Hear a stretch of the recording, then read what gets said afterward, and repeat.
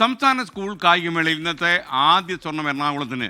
Junior boys 5000 metre നടത്ത മത്സരത്തിൽ cent Stephen higher secondary സ്കൂളിലെ കീരമ്പാറ സ്കൂളിലെ അലൂഷ്യസ് ഗോപനാണ് സ്വർണം നേടിയത്. മലപ്പുറത്തിൻ്റെ അൻവിൻ അശോകിന് വെള്ളി കിട്ടി. ഓവറോൾ ചാമ്പ്യൻഷിപ്പ് പോരാട്ടത്തിൽ തിരുവനന്തപുരം ഇപ്പോഴും ബഹുദൂരം മുന്നിൽ. രാവിലത്തെ മത്സരങ്ങളുടെ റിസൾട്ടുമായി സലീം മാലിക് ചേരും. അതുപോലെ ഇന്നത്തെ മറ്റ് മെഡൽ പോരാട്ടങ്ങളുടെ വിവരങ്ങളുമായി അനിൽ വാസുദേവ് കൂടി നമുക്കൊപ്പം ചേരും. ആദ്യം good morning to both of you. Anil വാസുവിൻ്റെ മുഖത്തൊരു ചിരി കണ്ടില്ലേ? പറയൂ സലീം മാലിക്, വിവരങ്ങൾ.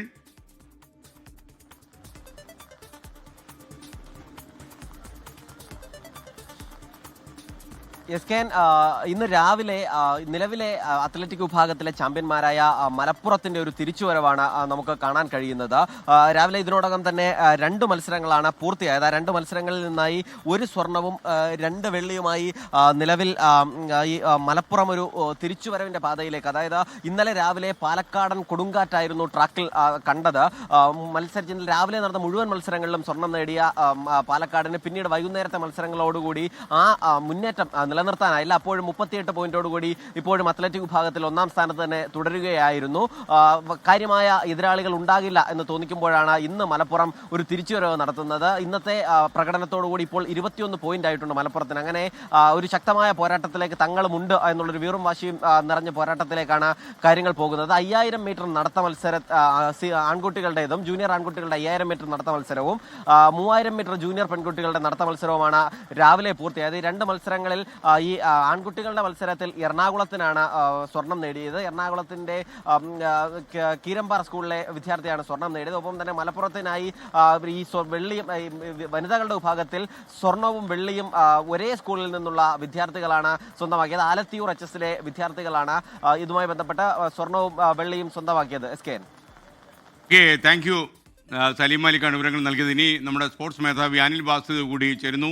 ഇന്നത്തെ മറ്റ് മെഡൽ പോരാട്ടങ്ങൾ, ആ പോരാട്ടത്തിൻ്റെ ഒരു സന്തോഷമാണ് അതിൻ്റെ മുഖത്ത് കണ്ടതെന്ന് ഞാൻ മനസ്സിലാക്കുന്നു. ഓവറോൾ ചാമ്പ്യൻഷിപ്പിൽ തിരുവനന്തപുരം കുതിക്കുകയാണല്ലോ. ഈ കുതിപ്പ് കണ്ട് ചിരിച്ചു പോയതാണോ അനിൽ? ഗുഡ് മോർണിംഗ്, പറയൂ.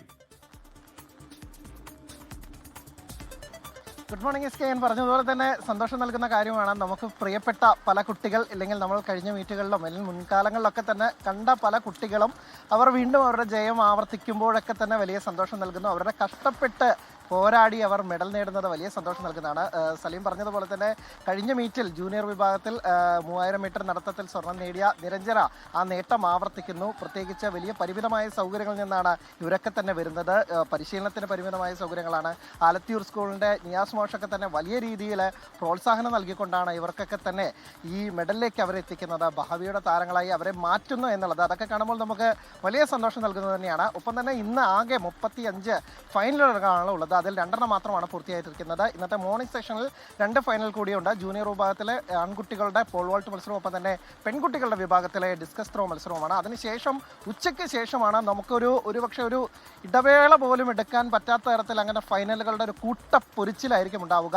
1500 മീറ്റർ ഹഡിൽസ്, ഒപ്പം തന്നെ ഡിസ്കസ് ത്രോ, ഏറ്റവും ഒടുവിൽ ഇന്നത്തെ ഏറ്റവും ആവേശകരമായ പോരാട്ടം 400 മീറ്റർ റിലേ. അത് വിവിധ വിഭാഗങ്ങളിലെ 4 ഫൈനലുകൾ ഉണ്ടാവും. അങ്ങനെ വലിയ നിർത്താൻ പറ്റാത്ത തരത്തിലുള്ള ഫൈനലുകളുടെ ഒരു മലവെള്ള പാച്ചിൽ പോലെ, ഇപ്പോൾ മഴയാണെങ്കിൽ രാത്രി ഒരു മഴവെള്ള പാച്ചിൽ പോലെ ആയിരിക്കും മത്സരഫലങ്ങൾ വരിക. അത്ര കണ്ട ഫൈനലുകളാണ് അത്ലറ്റിക്സിന്റെ 2-ാം ദിനത്തിൽ നമുക്ക് ഉള്ളത്. അതേസമയം ഗെയിംസ് മത്സരങ്ങളും അക്വാട്ടിക്സ് മത്സരങ്ങളും പുരോഗമിക്കുകയാണ്. അവിടെ തിരുവനന്തപുരം ഒരു തരത്തിലും തിരിഞ്ഞു നോക്കാത്ത തരത്തിൽ മുന്നേറിക്കൊണ്ടിരിക്കുകയാണ്. തിരുവനന്തപുരം ആദ്യം മത്സരം തുടങ്ങി ഏതാനും നിമിഷങ്ങൾക്ക് അകമെടുത്ത ആ ലീഡ് വലിയ രീതിയിൽ കുതിച്ചുകൊണ്ടിരിക്കുകയാണ്. ഇപ്പോൾ 1000 പോയിന്റിലേക്കാണ് തിരുവനന്തപുരം മുന്നേറിക്കൊണ്ടിരിക്കുന്നത്. 100 സ്വർണ്ണമടക്കം അവർക്കിപ്പോൾ 969 പോയിന്റാണ് ഉണ്ടായിരിക്കുന്നത്.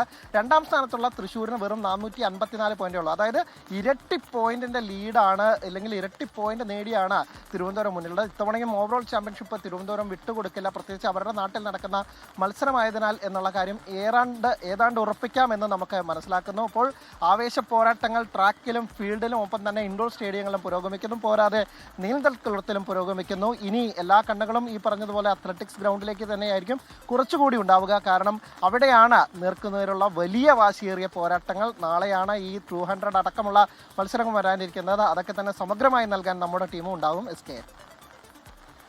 Thank you Anil Vasudev.